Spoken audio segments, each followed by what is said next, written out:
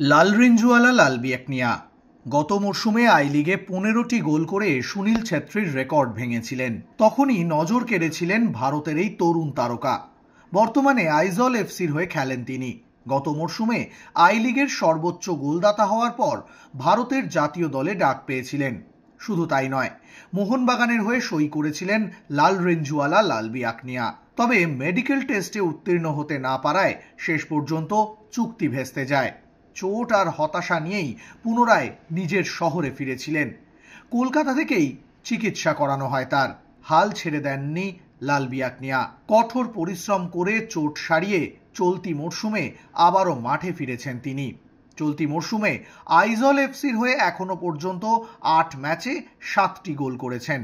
এই মুহূর্তে আই লিগের সর্বোচ্চ গোলদাতাদের তালিকায় 3 নম্বরে রয়েছেন লাল রেঞ্জওয়ালা। ভারতীয়দের মধ্যে প্রথম। শুধু তাই নয়, একমাত্র ভারতীয় ফুটবলার হিসেবে হ্যাট্রিকও করেছেন তিনি। 2023-24 মরশুমে 10 ম্যাচে 15 গোল করেছিলেন। আর তখনই বড় দলের নজরে পড়ে যান লাল রেঞ্জওয়ালা লাল বিয়াকনিয়া। তবে বড় দলে সই করার স্বপ্ন সত্যি হয়নি।